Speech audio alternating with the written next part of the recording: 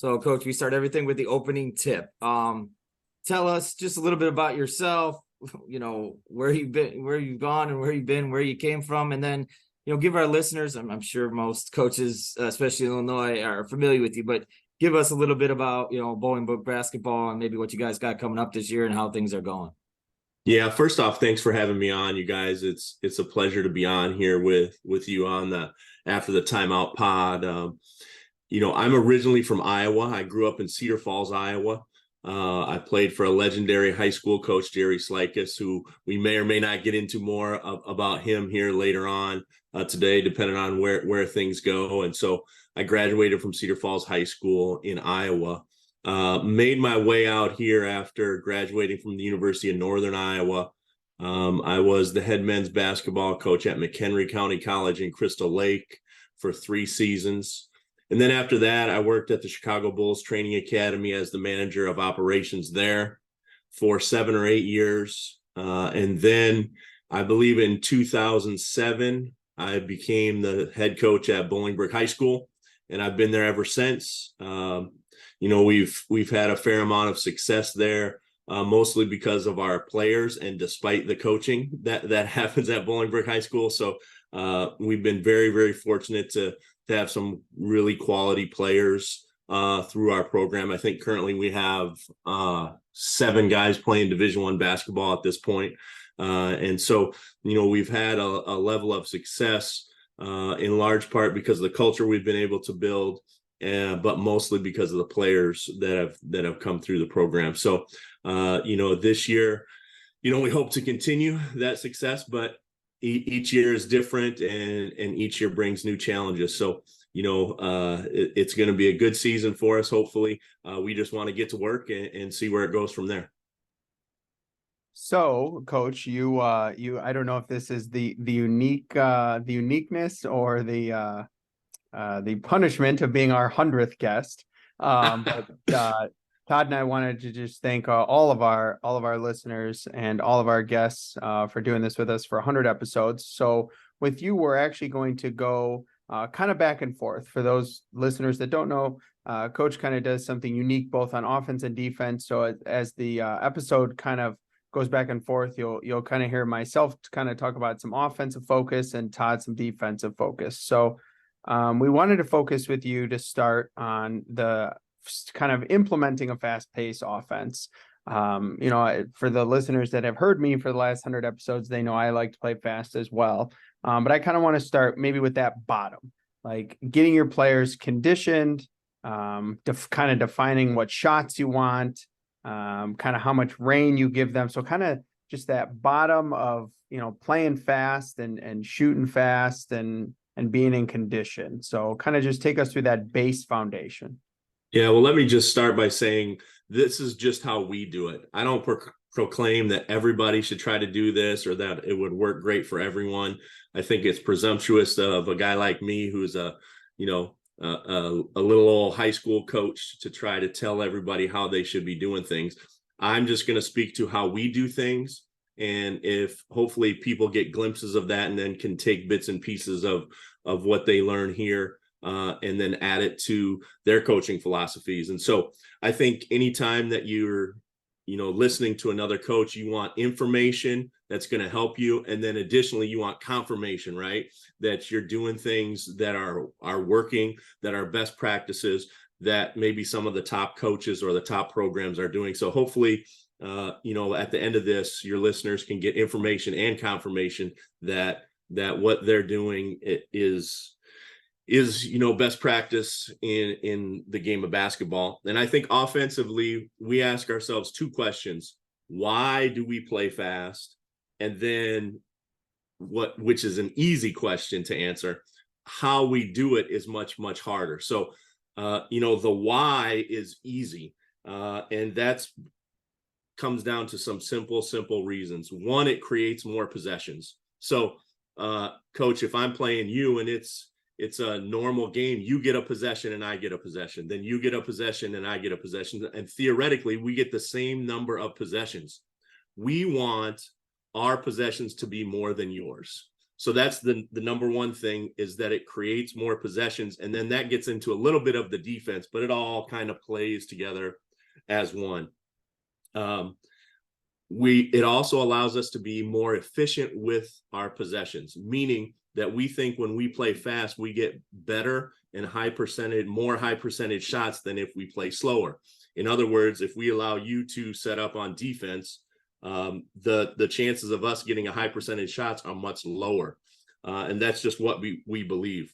Number three, it wears out our opponents. So, a lot of times our games are relatively even in the first quarter, and then sometime in the second or the third quarter, we make a run of a 10-0 or 17-4 or something like that. And then once we get there, then we feel like we have control of the game. So we really feel like it wears out our opponents. We also feel like it's very hard to prepare for. It's very hard to prepare for by our opponents. So you can't really prepare for us. You can try to get all 5 of your guys back, or you can try to guard us in transition, but it's really, really hard until you see it right in front of you to prepare for it. And then I think lastly, it's really fun to play like this. And so our players like it, but with that comes a little bit of responsibility as well, right? So you can't just say you're going to play fast. And then on top of that, I think an overlying piece of our offense, especially, and I say this at clinics, I'm going to the Iowa Basketball Coaches Association clinic to speak here in a couple of weeks. And one of the things that's really key for us, and that I think is really important, is that your mindset is more important than your skill set. A lot of times I hear coaches say to me, well, my kids aren't skilled enough to play fast. Well, my retort to that is that your mindset is much more important than your skill set. And if you wait for your kids' skills to be able to play fast, you're never going to be able to play fast. And so another question I get a lot is, if you didn't have a talented team, would you still play fast? And the answer to that is yes, I would play even faster, because if I don't have a talented team and I'm playing 5-on-5, I have no chance of winning that. None. But if I can get you 5-on-4, or I can get you 4-on-3, then I have a chance of scoring. So the whole thing about, well, you have talented teams, so it's easy for you to play fast, I completely disagree with that. If I didn't have a talented team, I would play even faster. And then the other thing that I mentioned before is that the mindset is always more important than your skill set. So our kids have been conditioned to play fast. And certainly when you take that away from us, we have much more difficulty scoring. And so, we know that it works, and that's why we do it. All right, so I want to, before I even get into like kind of nuts and bolts of your defense, yeah, you mentioned you played for a legendary coach, and you've had all these experience, both Sox, and so I wanted to kind of talk with you of how you came about developing your defensive philosophy, right? Yeah. Like you said, I don't think anybody like just creates it and makes it up, right? At this point, you're taking someone from something and adding it to make it your own. So, before we get into the nuts and bolts, how did you develop your defensive philosophy? Well, first off, let me just say on both ends of the floor, I am the most average of intellect coaches that you're ever going to talk to. So anything that we do, I either saw or studied or stole from somebody else. And when I say steal, I just mean we use it. And obviously we tweak it to our advantage and tweak it to the personnel that we have. But that would be true on offense and defense. And so the man left defense came about primarily because I wanted to play faster on offense. And so, obviously a lot of teams play pack line. A lot of teams want to keep it out of the lane and do all that. But then we ran into teams, because we play so fast, they didn't want to give us the ball. So they were holding the ball for 30 seconds, 40 seconds, screening us. And, we would eventually break down, and then they would score a layup. Then we would get the ball back, dribble it up as fast as we can, or pass it up and shoot a shot, because that's what we do. And then they would take the ball back, and then they would hold it for another 30 seconds, 45 seconds, and we would have to defend again. So I was first frustrated that we were playing defense so long. which also you could say, well, we're going to get the shot clock, which I hope we are, but that's for another show. So anyways, 6 or 7 years ago, I started studying the traditional lock left defense or force everything left. And Tyler Costin was running kind of a lock left situation. And then a couple coaches in Canada were running this force left thing that I heard about. So I really just started to study what they were doing and why they were doing it. And the man left thing kind of came as a collaboration of all of the information that I studied, listened to, guys that I talked to, film that I watched, all of that. So our man left is a little bit different than Tyler's lock left. It's a little bit different than those guys in Canada who are running it at the college level. So it's just tweaked to the high school level and what we like to do at Bolingbrook. So the man left kind of started because I was tired of playing defense for so long, and teams kind of got on to what we were doing on offense. And so they would just what we were doing on offense. So they would just hold the ball on us when they had it. And so, we really wanted to speed that whole thing up. So the man left really started because of how we play on offense and how we want to play on offense. And so now man left is one of our defenses. A lot of times it's not even our primary defense now. Just if we're having issues speeding the tempo up, if we're having issues getting the tempo where we want it, and particularly in end of game, end of quarter situations, we'll run man left because it completely disrupts what teams like to do. So that was kind of the onus of the man left. And it's funny, 4 or 5 years ago, I would get asked to speak at clinics and everybody was like, getting comfortable playing at an uncomfortable pace. That's what we want you to talk about. Now, the last 4 or 5 clinics I've done, including the one I'm going to do in Iowa, it's all on man left, man left, man left. So it's funny how we used to be known kind of for the getting comfortable playing at an uncomfortable pace because we scored a lot. Now we're becoming known more for the man left defense. So it kind of just evolves and kind of evolved like that.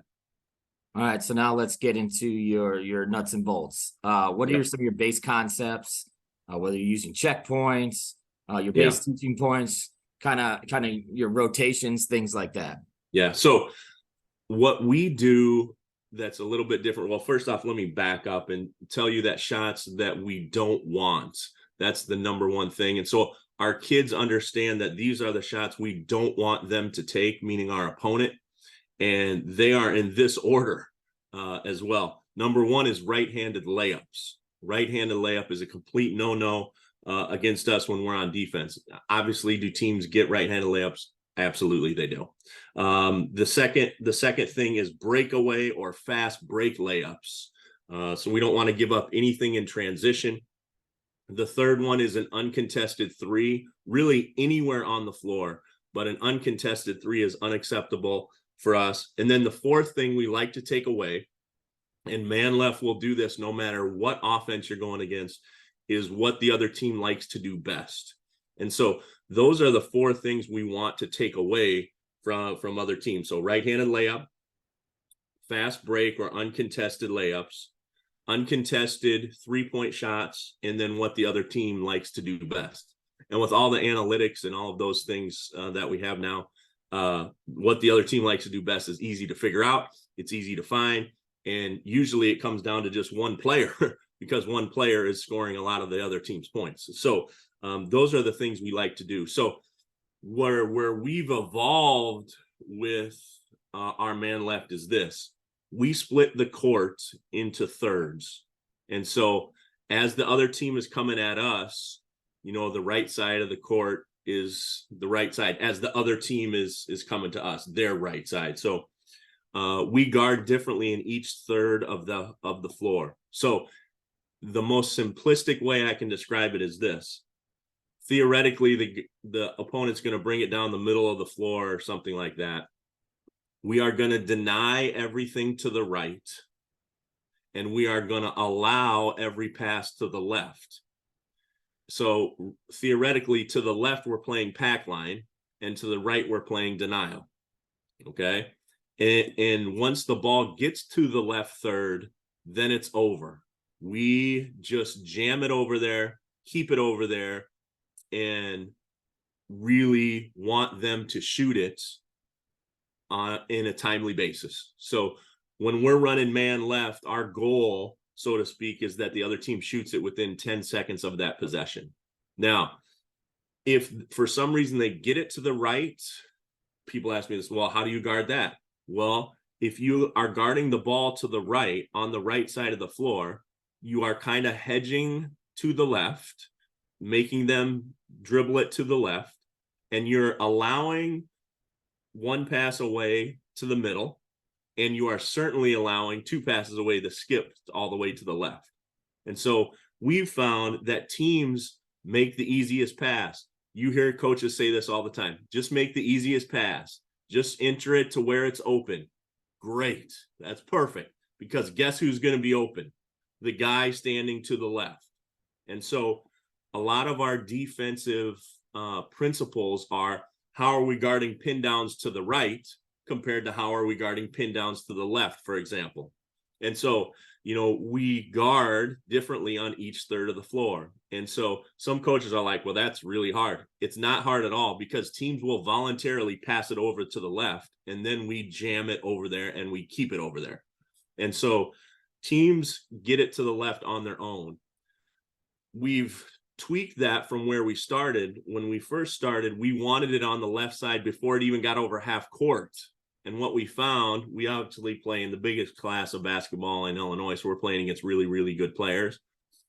Teams that had a good ball handler were getting it to the left side and then snaking it back to the right on the dribble, and we had no help to the right because everybody was denying, right? So when they snaked it back to the right, we were in trouble. So now we just play straight up, so to speak, in the middle third. We deny to the right, and we just allow it to get to the left. And then once it gets there, we enact the man left principles. Okay. So that is an enormous adjustment from where we were when we first started. And when I studied all these other guys that were doing lock left, they wanted it to the left side or the left third, by half court or by the volleyball line. We've totally taken that out. We don't care where it comes over now. We just will wait till it gets to the left on its own, and it'll get there. Believe me, it'll get there on its own, because kids don't want to do anything that's hard. And they've been taught since they were little kids, just pass to the open guy, make the easiest pass. So we make everything going to the left easy, and we make everything going to the right hard. And then when it gets to the left, we kind of jam it over there. So that's a simplistic kind of version of what we do. All right, so now let's talk about personnel. You talk with Costa, we talked with him, and you got some, I guess, positional skills and traits. Are you looking for, maybe a post that's bigger, that's going to defend the rim? Are you looking for certain skills and traits with your positions, or who's guarding who, whether that be the best player, whether it be post, things like that? Well, in a perfect world, everybody's going to have to guard in all 3 of the quadrants. I say quadrants, but all 3 of the thirds of the floor. So they're going to have to know that. And we have simple rules on each third. If you're in the middle third, you simply cannot get beat off the dribble, period. That's it. You cannot get beat off the dribble, but you can also not allow your guy to survey and just stand there and do whatever he wants with the ball. And so that's pretty easy to do. And that's pretty easy for kids to understand. Then when you close out on the left third of the floor, we're closing out, taking away 2 things, and we're fighting for the third. So there's 3 things a person can do when they catch the ball. They can drive it to the right, they can drive it to the left, or they can shoot it. Okay. So we're taking away the drive to the right, and we're taking away the shot. So when you close out on the left-hand third of the floor, the only thing that is successful for us on a closeout on the left third is if the guy decks it going to the left. That's a good closeout on the left third. And other than that, it's a bad closeout if anything else happens. Other than him decking it to the left, that's what's going to happen. So to get back to your question about personnel, you can almost start the man left like a zone and put your defenders wherever you want them. Theoretically, you could put your best denial defender on the right side of the floor, and he just guards the first person to the right. Put your best on-ball defender that's going to keep the guy from penetrating in the middle.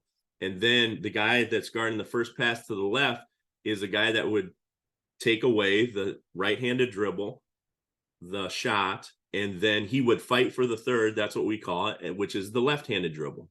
And so you can put your guys wherever you want on this man left relative to what they're good at.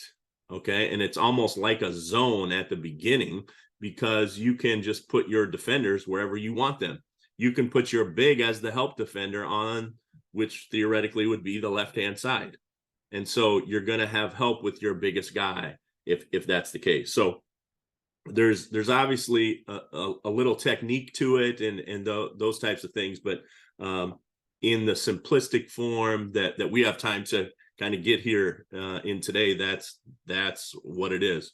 And also, let me also add to all of your listeners, before we get off, I'll give you my cell phone number, my email, all of those things. I'm an open book as it gets. I'll be happy to talk to any listeners, via email, cell phone, whatever. So at the end, if any of this makes sense or doesn't make sense, or if you want further explanation, you can always contact me at any time. So Sounds like music to my ears right there with zones and matching up, and that's right up my alley right there, Coach.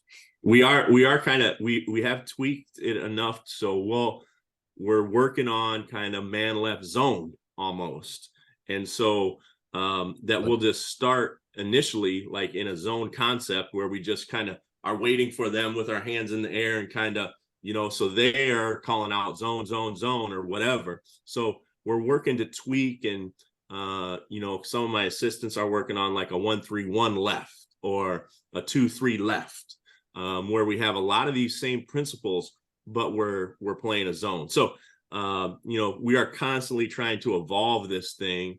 And like I said at the beginning, this is just how we do it. If you can get one or two things from this and then tweak it to your personnel and your league and what will work for your team, I think that's what you want. So I really want to now kind of dig into maybe the playing at an uncomfortable pace, but in the half court.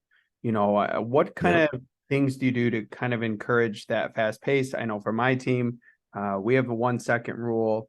And maybe what are some things you drill into the half court to make sure that pace, once you get into the half court, stays continuous? I think so many coaches think pace means, I fast break a lot.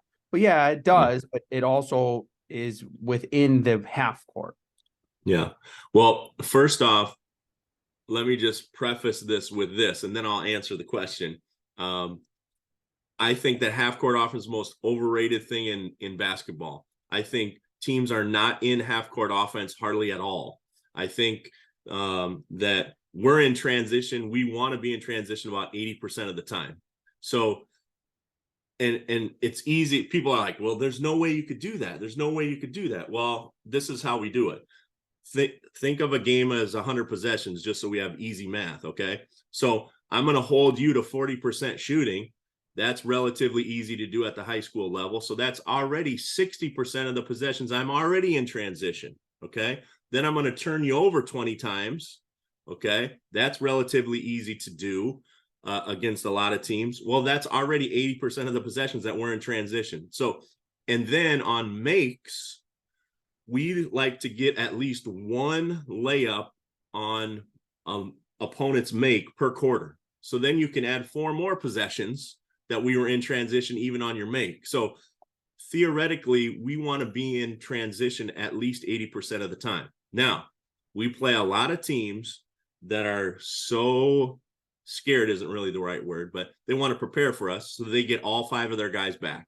So they have all 5 of their guys waiting. So now comes your question.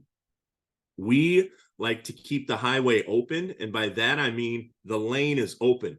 We don't have a rim runner, and coaches are like, there's no way you can play without a rim runner. No, we don't want somebody clogging that thing up. Obviously, if a guy is ahead of the ball and we can throw it ahead to him and he's in the middle of the lane or running the middle of the floor, then we will throw it to him. That rarely happens. And if it does happen, it's because the other team is so lazy and it doesn't matter. We're going to get that anyways. So we do not have a rim runner. We do not do that. We try to keep the highway open, which allows when we get into the half court, if all 5 guys are waiting for us, then we can flow into an action, we call it. And we just run actions off of whatever the person that's bringing it up decides to do with it. Okay. So for example, and this is a simplistic example, let's say our point guard is bringing it up and he pitches it ahead to the 2.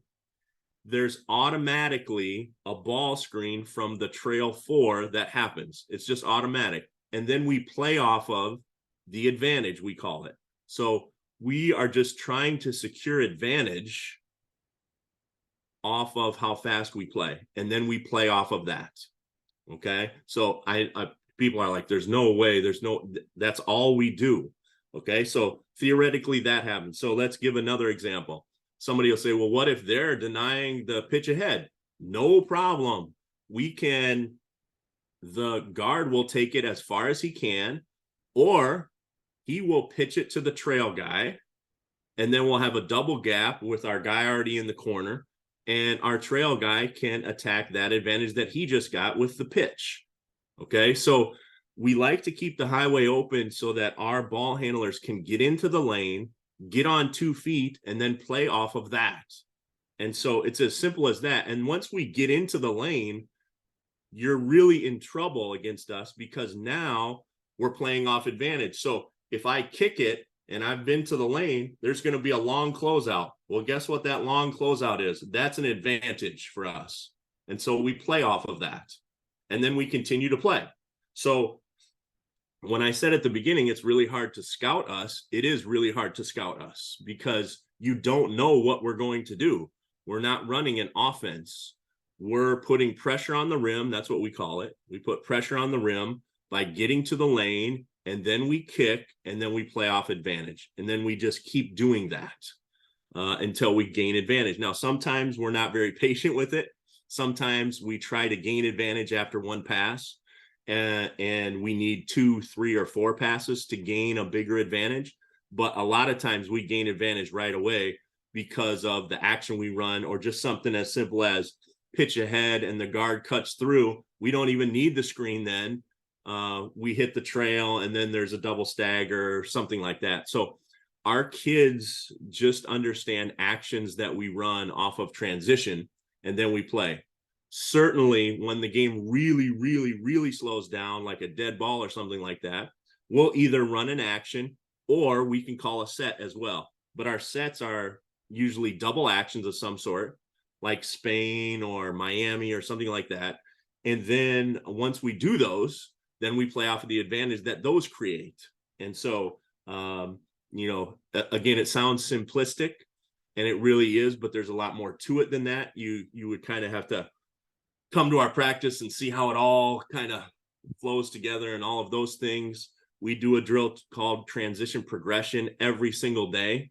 And sometimes we do it for 30 or 40 minutes a day. And that's the only drill we do that prepares us for what we're going to see. So it sounds simplistic, and it is, but it's really, really difficult because you're giving your kids freedom within the system to make decisions. But like I told you before, Coach, like if I play you, the possessions are equal theoretically. But if I play you the next day, the game is completely different. The game will not go the same. The game will not be, played out the same. It's completely different. So what I like to create in my practices is random basketball, because that's what games are. Games are completely random. So like if a team knows we're running, pitch ahead, high ball screen, which they all do, it doesn't matter because we're making reads off of that to play off of that. And so you can take that away, and then we're just playing basketball. And so practices are a little bit random in our gym, just like games are random. And so that really strikes coaches kind of different, especially old school coaches. One, that I give the players most of the control. And then number two, the randomness of our practices, that I like to switch things up. I like practices to be completely random, because that's what games are. So our listeners can't see me smiling, but they also know that I am not a sets person, and my team has not run a set for the most Same. part 3 years. But something I want to hit on with you is, I don't know about you, but my teams, because of the way we play, see a ton of zone, and it's getting more and more packed in, or they show me a 3-quarter press, or I have one coach that literally on free throw attempts doesn't put anybody in, pulls all 5 off and sits them all back. So what are things you do maybe as counters to teams that try to do those things, to try as much as possible to get you out of those advantage trigger situations? Yeah. So first off, we talked to our guys about the best way to beat a zone is to beat it down the floor. And so that's easier said than done, because we run into the same things that you run into because we play so similarly. One thing, let me backtrack, is one thing you will never hear our guards say: set it up, set it up. That is a phrase that if you ever hear in our gym, I should not be the head coach there anymore. Okay. So it's just one of my pet peeves, because it also allows the defense to set up. So anyways, which is kind of getting to what you're talking about. What do you do against zones? Well, we have the number one thing we do is beat it down the floor. We try to, but that doesn't work all the time, because obviously you have dead balls. Obviously you have teams that are conditioned to get back on you. So the first thing we like to do is run the same actions as we run versus man. So that pitch ahead high ball screen, we do that anyway, and we just screen the zone, and then we play off of that. Okay. And so we'll run some of the similar actions as we do against man. Okay. So that's my first thing. And then number two, what we've been really successful with is double skip passes. So we have a rule: if you catch a skip pass, your first option is to shoot it. The second option is to skip it right back to where it came from. Because those teams that get back a lot, they're also the teams that run to the help line a lot. And then they over help, or they overemphasize the help line.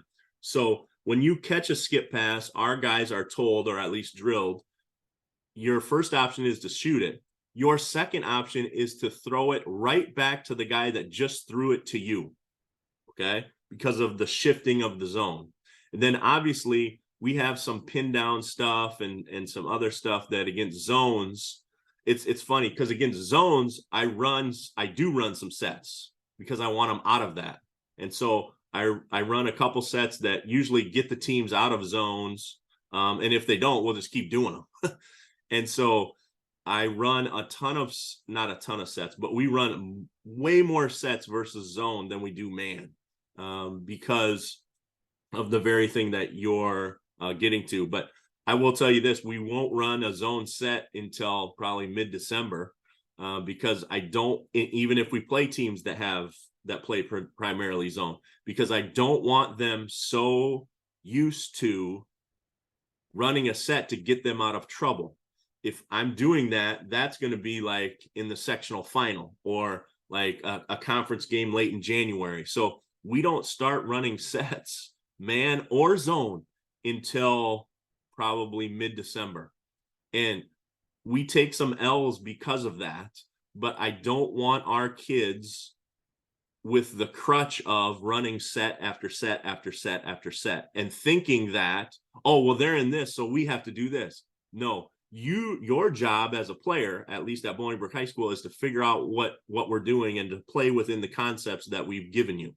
And so, like against zones, we go partner opposite a lot. So that's a concept we use against zones. So two of the guys are playing together, and when they catch the ball, their first look is obviously to shoot it, but then their looks are partner opposite. So they look to their partner first, who's playing hide and seek with the defense. These are all concepts we use against the zone, playing hide and seek with the defense. And then you look opposite of where the ball came from you, to you. So when we drill against zones, we just give our kids concepts to use, and they have to play off of those. And so the partner opposite concept comes from our two guys who are typically what other teams would call a 4 and a 5. They are partners. And if they get thrown the ball, they look to shoot it. Then they look partner, opposite, and we play. Okay.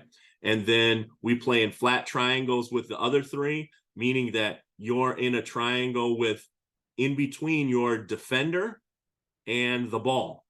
And you're trying to make that triangle as long as possible to make the closeout as long as possible. And so we just give our kids concepts like that, and then we play. And so obviously we're stopping them during this and saying, hey, what could you do better, et cetera, et cetera. And we're subbing them and letting them, kind of figure it out as they go, and but within the concepts. And so, I had one of my varsity assistants last year was new, and he came from a school that I won't mention, but he said, you can't really understand this thing until you've been through it, until you understand what it really is. And there's no scouting it. There's no matter what you play.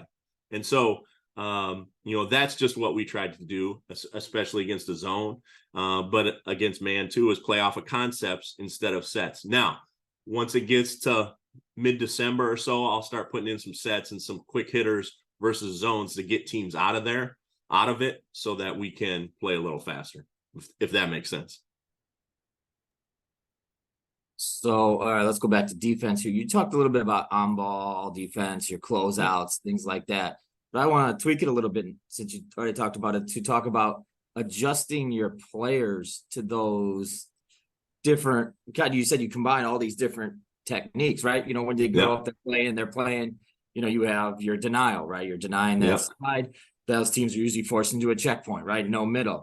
You have your pack line, which has different things they're looking at. And now on the other side, you got your lock left, where players aren't really conditioned to say, you're telling me I just let them blow by me and go left, So how do you kind of, maybe even from your younger kids up to the varsity level, build those skill progressions to kind of get? That's a really, really good question. Like one of the best questions that I've gotten on a pod or a clinic or anything. So here's an example.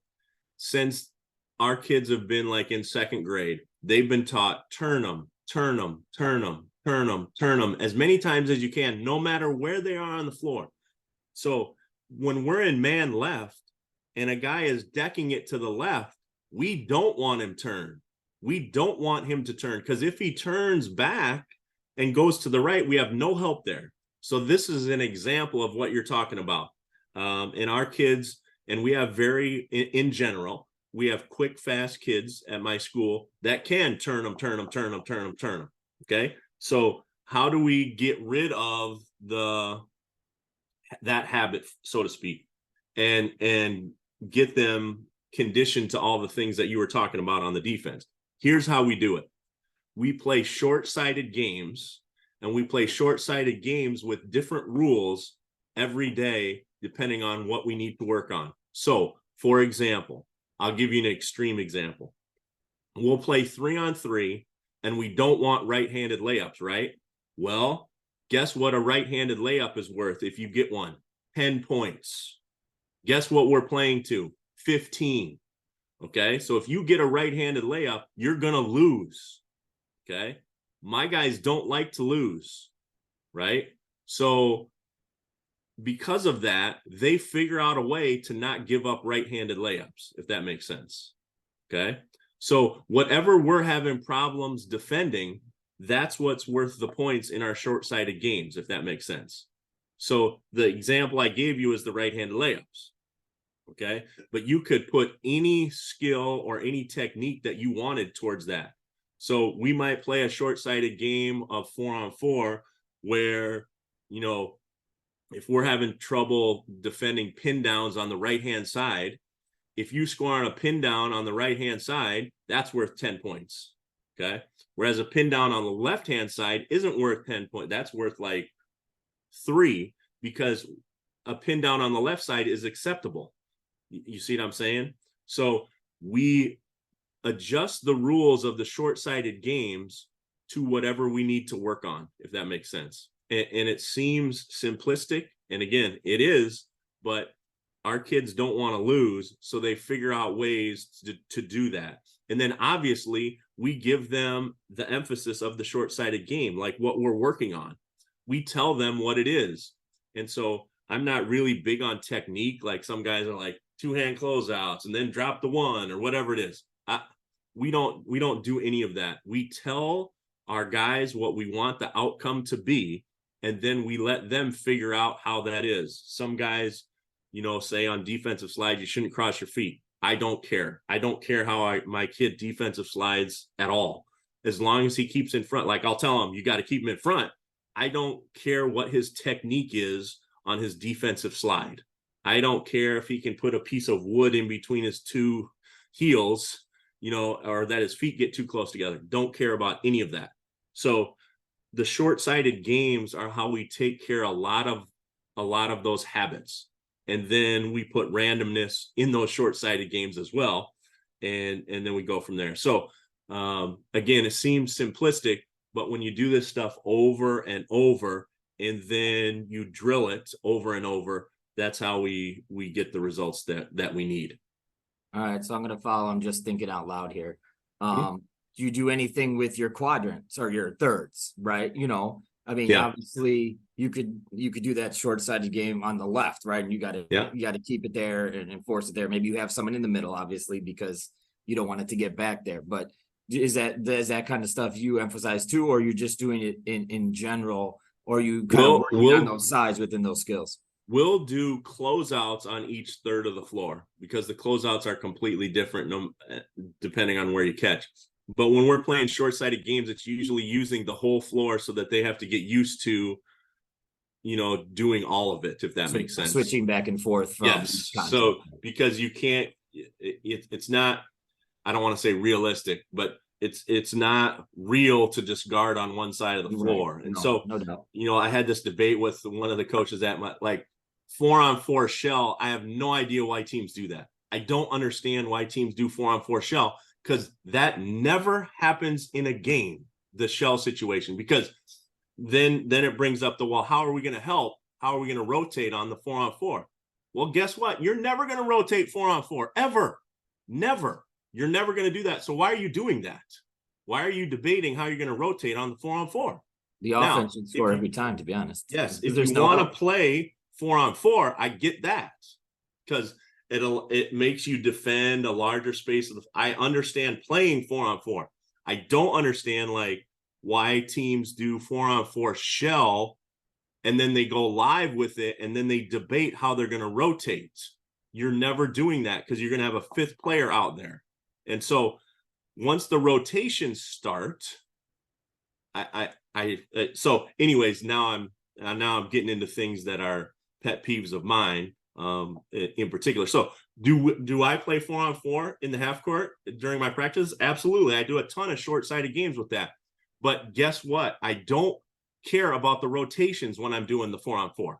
Okay. Because there's a 5th guy out there, always a 5th guy. So the whole, whenever we're working on rotations, guess what? We have a 5th guy out there. So we play 5-on-5. So, it seems simplistic, and I get the argument. Well, if you can guard with 4 I get all that, but when you start debating how you're going to rotate, you got to have a 5th player out there. And so that's just one of the things that I believe and that I think, that we do.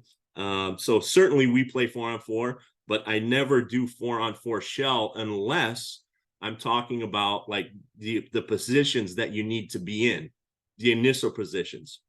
And then we're not working on rotations then. Obviously, when we play on 4-on-4, we have to rotate, but then they have to figure it out. It's just random, just like it would be 5-on-5. So anyways, that's for another whole podcast, I guess. No, that's all right. I do think there's a a level of, if you're not having your players in decision making and you're just doing random skills training, one of my big pet peeves is stationary ball handling. I think it's just one of those things, like we want to make sure that our skills are being built into what we're trying to teach.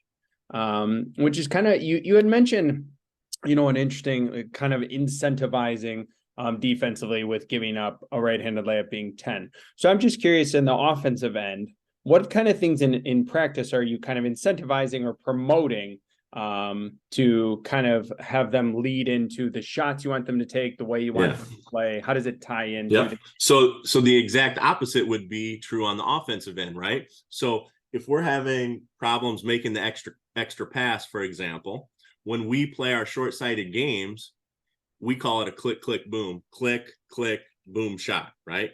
So pass, pass, shot. If we're not getting those and we're not spacing the floor with those, guess what a click, click, boom is worth when we play our short-sighted games? 10 points. So guess what our team's going to do more when we play short-sighted games? Click, click, boom. And you'll even say, so you'll hear guys like when that's the case, like let's just say I'm going to give them 10 points for a click, click, boom. As soon as the guy catches it, you already hear guys on their team on the sideline, extra, make the extra, because they want 10 points. So my point is, they're going to figure out a way to win so that they don't have the punishment of losing, right? And so we would just switch the exact scoring system around to work on whatever we want to see on offense. So we call it, I called it with my coaches, like in the preseason meeting, when we score what we want to see happen. So if you want to see it happen, make it worth more than 2 points. Okay. Like a pitch ahead to a layup, 5 points. Okay. So guess what we're going to see? Pitch ahead to layup. We're going to see that. Okay. So whatever you want to see more of, give it more points, and then play the game to whatever point value you want. Another thing we do is we do that. We call it race car. I got it from Mike Neighbors, who's a dear friend of mine in Arkansas. We put 30 seconds on the clock for each possession. So I have a manager just there, and you get the point value of the seconds that are left on the clock when you score. So if you pitch it ahead and score with 28 seconds left on the clock, that's 28 points. Oh, I'm stealing that. So if you score with 1 second left on the 30 seconds, it's 1 point. Okay. Well, you'll be surprised how fast now you got to play to 200, or you got to play to 300 or even 500. Sometimes we have to get, because we get guys running out, and then you'll have guys like, dude, we got to get back. Dude, we got to get. So, and then within that same game, you can score also what you want to see in the half court as well. Okay. So you can say to them, okay, we're going to play race car or clock down. Actually, race car is a different drill. I misnamed this one. So we call it clock down. So once you get into the half court, if you get a click, click, boom, I'll go back to my other example where you get a drive and then a kick and then an extra, that is worth 15. Okay. So then you can still work on your half court stuff while you're doing the countdown game. All right. Race car is a totally different thing. I totally misnamed that because I like race car too, which I can explain what that is later. But so we do countdown. Then we also play, since we don't have a shot clock, thank you, IHSA. Once we get up 10, guess what we do? We do it the other way. We start it at 1 second and we count it up to 30. And you get the points so in other words, you have to hold it for 30 seconds, then you get 29 points. Okay. So that's how we work on, if we're up 10, we work on our delay game. And it's not delay. We just get more points when we score further into the time, further into the possession. And so because we don't have a shot clock, once we get up 10, guess what we're doing? We're spreading the floor, and you're going to have to come out and guard us. Welcome to the IHSA basketball. Okay. You got no chance unless we miss free throws. And now that's going to be even harder, because now we get 2 free throws instead of just 1. Okay. So the new rule thing, they think they're helping. No, you're helping us. You're helping us, because now we get up even 5 or 6. guess what? You're going to have to come out and guard. Okay. How great is that? And we saw some of that at the state tournament. This is another whole podcast as well, but we saw some of that at state tournament last year. Moline got up like 8. They just started holding the ball. Yep. And they won because they have really good free throw shooters. And now with the new free throw rule, they're going to win by even more. So the shot clock has got to come in, but that's for another podcast. Well, and I think it's essential for coaches out there. Before I turn over to Todd, something we started to track and implement this summer was we call them clapbacks. So basically anytime somebody shoots, we're tracking how many times we can get a score after that in 6 seconds, but our kids calling it clapbacks. So but it promoted getting the ball out and let's go, and demoralizing them. Hey, you scored, but we just scored too. So congrats. So I do think it's important to incentivize the things you want on offense. There's no question about that. And I show this clip up. When I was doing Zoom clinics, I showed this clip of, we happen to be playing Sandburg, and they know how fast we play. So they hit the first 3 of the game, and then we took it out of bounds. Their bench was up going crazy. We took it out of bounds, threw one pass ahead and laid it up in the other end, and their entire bench went like this. Like, the game was over at that point. It was 3-2, but the game was done at that point because they knew that that's what we were going to continue to do. We don't care if you score. We're gone. We're down at the other end. But I like the term, the clapback. I might have to steal that as well. So we want one of those baskets per quarter, obviously, like I talked about before. But the clapback, that's a good name for it. All right, so I want to talk about your man left and how it translates into your scouting reports. Right. Yeah. To me, it simplifies a little bit, right? Because you're not really having to change. Obviously, yes, you have some specific things that teams do that you might have to talk about, or something that you played somebody twice already and it's giving you trouble, or like you mentioned, pin downs, right? Whatever it may be. But how do you translate it into your scouting reports, and what does those scouting reports look like with that? If you're running man left, and that's your main defense, man-to-man defense, and you're doing it right, this is going to sound crazy. You don't really need any scouting because they're not going to be allowed to do any of that. Nothing. And that's why what the other team likes to do most, almost 90, you just watch any high school game. It doesn't matter if it's, the McDonald's All-American game or all the way down to like Class A basketball in Wyoming. Nothing against Wyoming, but you know what I'm saying. 90% of the possessions are entered to the right-hand side.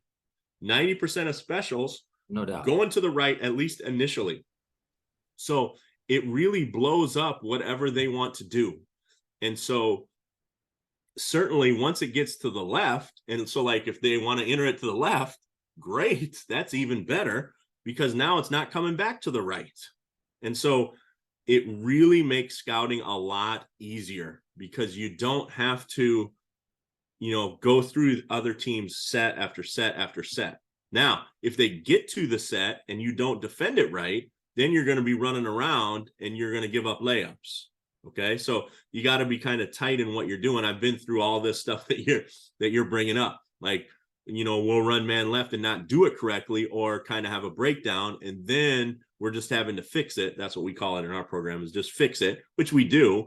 But it takes the scouting completely out of it. It doesn't matter if they want to run floppy, or if they want to run, Miami action, or whatever they want to run. And so high ball screen, Spain or whatever. So it really takes the scouting completely out of it, to be honest. And you don't have to do really any scouting. And so again, that's simplistic, and man left isn't our only thing. So, I know listeners like, yeah, you're telling me you do no scouting. That's not what I'm saying. But if you do man left right, like a team calls a set at the end of the quarter and you go to man left, guess what? They're not running that set. They're not running that. They're just not. Now they might get a layup off something else if their team has been coached and random basketball and play and all of that stuff, but they're not going to run what they were told to run. So I want to hit on with my last kind of offensive question for the episode. I just kind of want to hit on how you're assessing your effectiveness, how you're assessing your efficiency. Well, what are the things you're looking for? Sometimes it's analytical, sometimes it's not. But kind of how are you assessing your effectiveness offensively? Here's one thing we started doing, and this is really unconventional and it's very time consuming, at least at the beginning, but I'll give you the tricks of the trade of it here right now. One of the things we started doing was charting effort instead of outcomes. And let me give you an example on both sides of the floor. So for offense, for example, we call it win your race. In other words, coach, if I'm guarding you and you're guarding me, I beat you down the floor. That's winning my race. Okay. And so sometimes teams get all 5 back. So we kind of adjusted win your race to, sprinting. Like, are you attempting to win your race every single time? Right. So here's what we do. Every possession in our first 5 games of the year, we chart every possession and every player. Did they win their race or not? Okay. So every possession has a 1 through 5 and kind of not by position, but anyway, you get it. Every player is labeled 1 through 5. And then I have an assistant and he just puts a check next to the players that won their race and the ones that didn't. Okay. And then we tell our guys that 90% of the time you need to win your race, 90% of the time. Okay. So for the first 5 games, I have my assistants actually chart that. And that's hard to do because you got to pause it, go back, chart every guy. I get it. Then we get some baseline data off of that. All right. Then this is a secret. So I hope none of my players are watching this. We don't chart it after the first 5 games, but we act like we do. Okay. So we actually chart it for the first 5 or 6 games, depending on how much data that I want. And then I can say, okay, Todd, you won, 82% of your races. That's not sufficient. Like, you're not going to start next week because of this or whatever. So then our players think that we're charting that, but we're actually not, because it's so time consuming, right? So I'm not going to make my assistants do that all the way through. So by that time, everybody knows what's expected. So then everybody does it. And then if a kid jogs one, I'll be like, I'll say, hey, we looked at the last 3 games and you only won your race 82% of the time. And I just made it up. I completely made it up. Okay. And so, but I'll tell that to our kid. And then I'll say, that's unacceptable. Watch this. Now, this is only 1 time, but we saw you 6 other times, not do it. But I'll show them the one that we got on the tape. And so that's just how we do it. So that's an offensive example. A defensive example is, well, I guess this is another example, whether you want to do it on offense or defense. We chart offensive rebounding, not if they got it, but if they attempted to go get it, if that makes sense. So our 1 and our 2 theoretically are back, but our 3 and our 4 and our 5, we want them hitting the offensive glass. So same thing with the assistants. So I give another assistant, okay, you're charting offensive rebounds for the 3, 4, and 5. Every single shot. Did they go or didn't they go? Not if they got it or not, but if they gave effort to do it. Okay. And so, that is what we've done so we don't really worry about effort so much. But we started charting effort because it makes everybody give more effort, if that makes sense. So one of the things why we play so fast or how we do it is we're charting that. So did they win their race? Okay. And then we've done this in the past. We don't do it all the time. We will grade shots. Okay. Like a 9 is an uncontested layup. Okay. A 7 is a shot that you would make, 60% of the time ish. A 5 is a contested jumper with a guy's hand in your face. A 3 is a step back 3 guarded or something like that. And a 1 is like a half court heave at the end that you just had to do. So we came up with criteria, and each year I make it a little bit different, but that was just theoretically of kind of about what we do. And then I'll say, hey, was that a 9? Or what was that? And now you're going to have disagreements on what it was. Like he might think a 9 is a step back 3 with a guy in his face. So that's a 3 to me. And so we want to gain shots where we have advantage.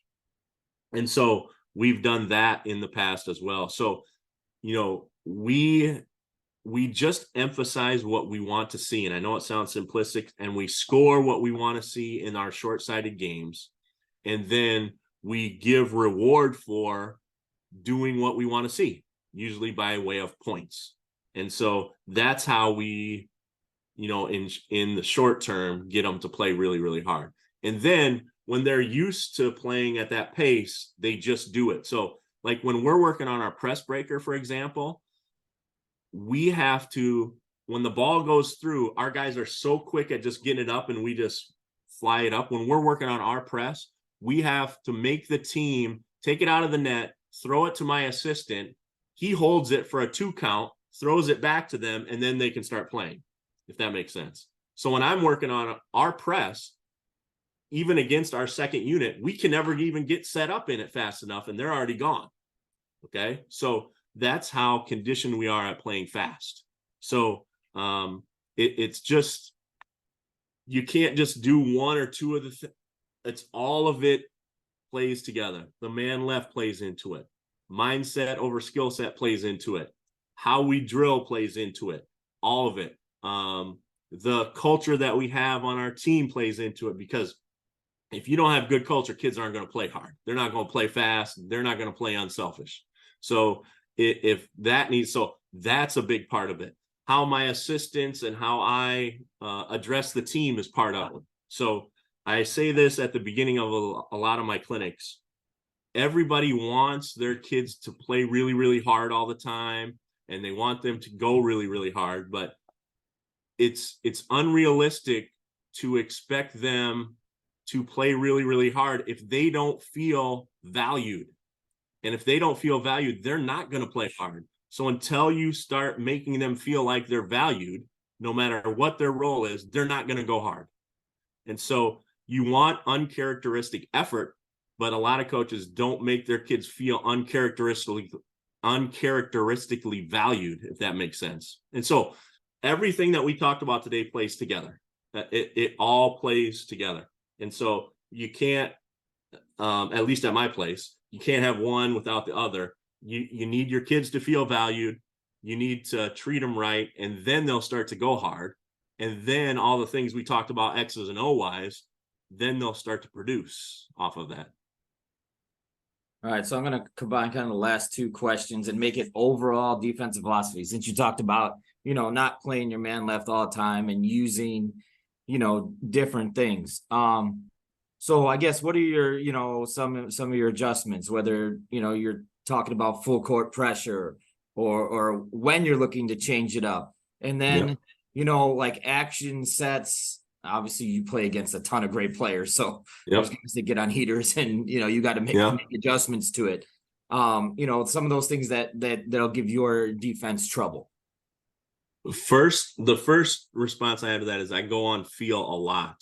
I just go, and that goes with what defense we're playing, that goes with how we're guarding, that goes with how we're playing on offense, that goes with what we need in practice. The longer I do this, the more I just go off of what I feel the team needs. And sometimes the team needs a day off, or sometimes we just need to shoot for 30 minutes and go home. Sometimes we need to go for 2.5 hours and it needs to be really, really hard. And so I just go off of how I feel. Getting back to your question, we do play against really, really good teams with really, really good players. So we want to take away what that player does best or what that player does most. And so even if now man left is kind of one of the things in our repertoire, we don't run it exclusively like we did 2 or 3 years ago, maybe 4 years ago, we ran just man left and that was it.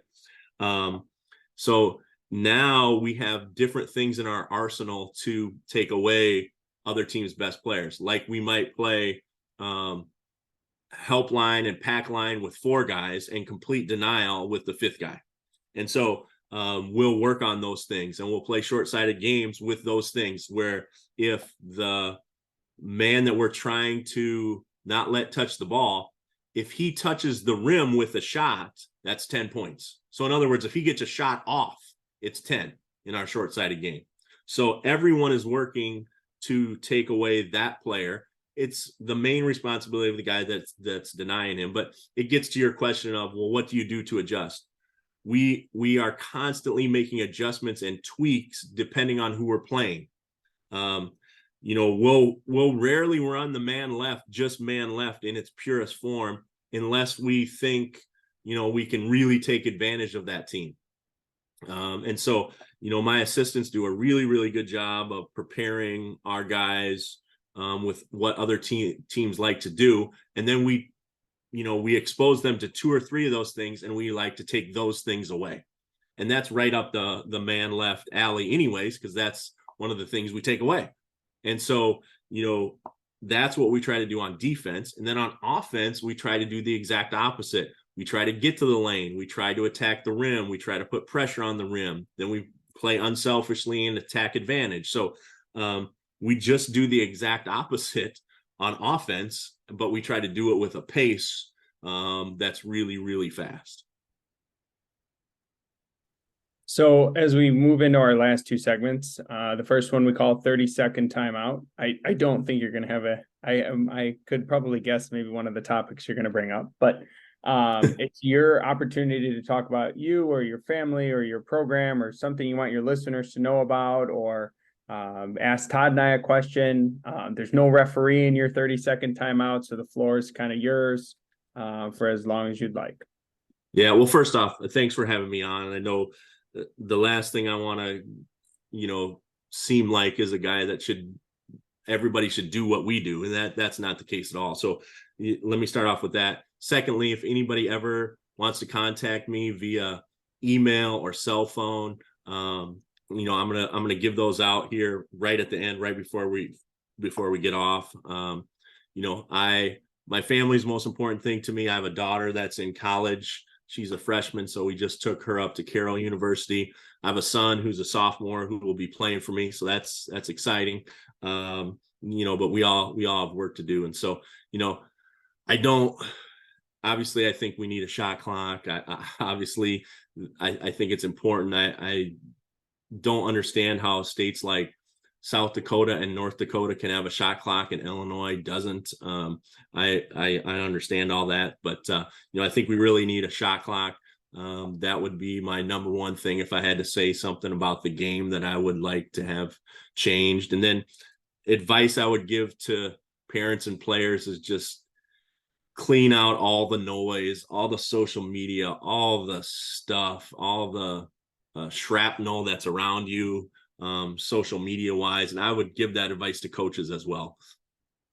Everybody wants to get clicks and everybody wants to get likes, and just start doing the work and keep doing the work day after day after day, and good things will happen. So I hope that wasn't too much of a rant. I didn't want this to get on the Rob Brost wants a shot clock or something like that. So, family is my number one thing. And obviously my basketball family is of huge importance as well. When I first got to Bolingbrook, the culture needed to be changed. And it took us 3 or 4 years to get it like that. But once we got that going, then everything else started to fall in place. And, we started to do some good things. And it's not perfect. It never is. And like I tell our parents at our first parents meeting, we're going to lose some games we probably shouldn't. I'm going to coach bad. We're going to play bad. That's just the way that it is. And if you're only looking for perfection, this is not the place to get it. And the number one thing I tell our players is, if your relationship with me depends on if you play, how much you play, or how well you play, then you are in the wrong place. I'm going to love you regardless. That doesn't mean we don't make mistakes. But if your relationship with me is dependent on any of those 3 things, then you're in the wrong room. And I really try to live off of that and really try to be respectful of that to our guys. And so, again, it's not perfect, but we try to do the best we can. All right, Coach, last segment, quick hitters. Just throw some questions at you, answer any way you want. Yep.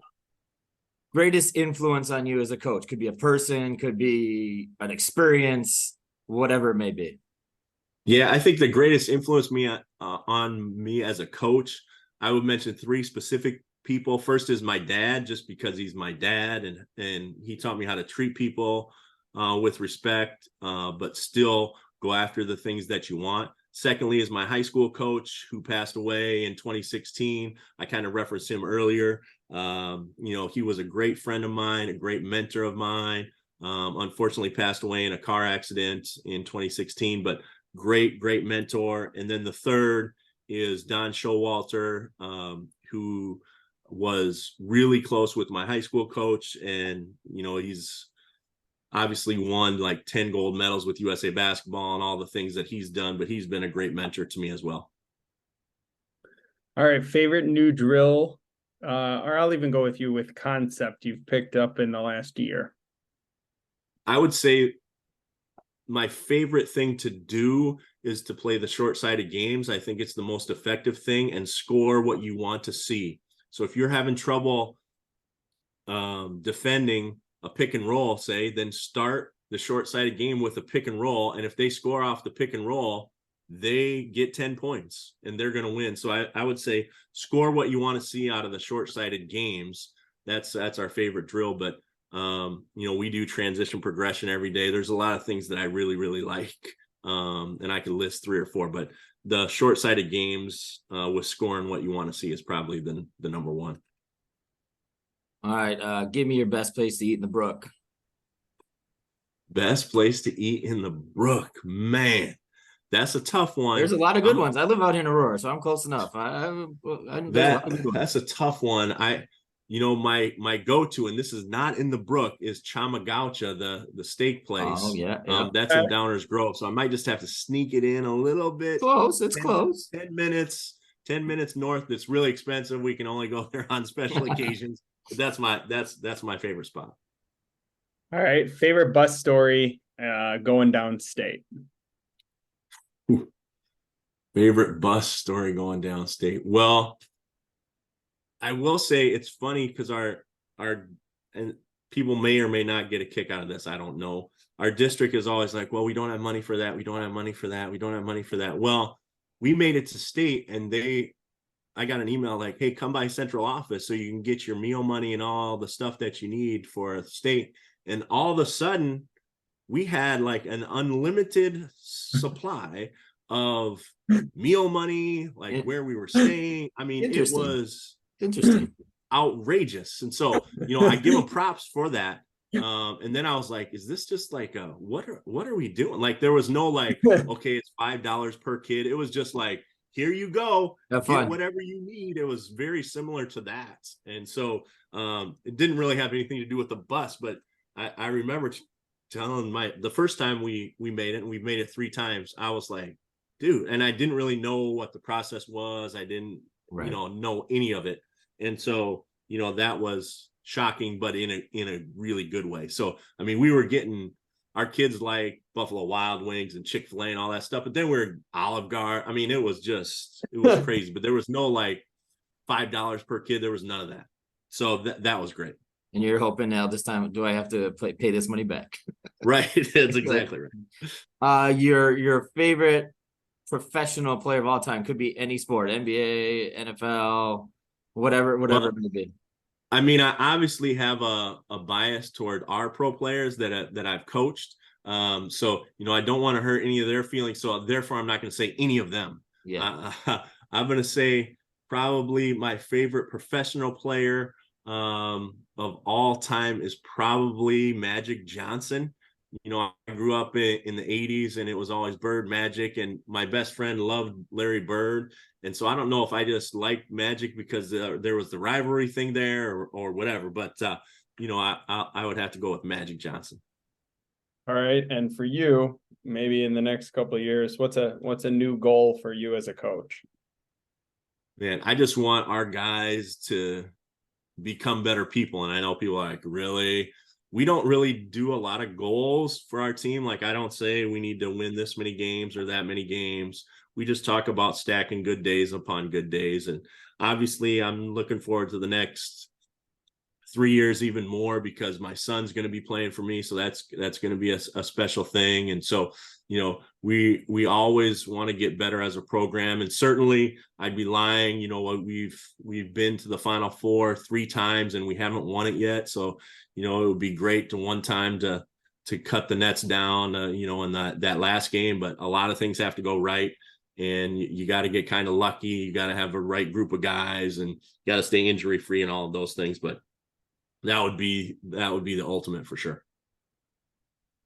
Well, Coach, we were on with you for quite a bit today, but Todd and I couldn't get enough, so we just kept firing questions. So we appreciate your time today. I know you're willing to share with others. So before we close out, if you want to just share your information with others, how they can get a hold of you. But thank you for jumping on today. No problem. Thank you guys for having me. I love talking basketball with anybody. My cell phone, and this is actually my cell phone. This is not some burner phone that I never look at. My cell phone number is 630-965-9813. And my email, which is probably an even better way to get a hold of me, at least initially, is BROSTRC@vvsd.org. So stands for Valley View School District.org. So my last name, BROSTRC@vvsd.org. That's my school email. And I try to get back to everybody within 24 hours. Sometimes I'm not able to make that happen because I get a ton of email requests and phone requests, but I'll do the best I can for sure. Thank you again, Coach, and listeners. Thank you for sticking with us through 100 episodes. We look forward to the next 100.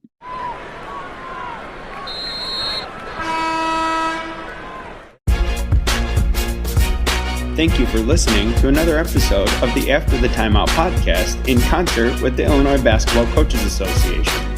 Please remember to give us a 5-star rating wherever you may listen. For more show content and upcoming episodes, follow us on Twitter @AfterTheTimeout and subscribe to our podcast for upcoming episodes. Thank you for listening.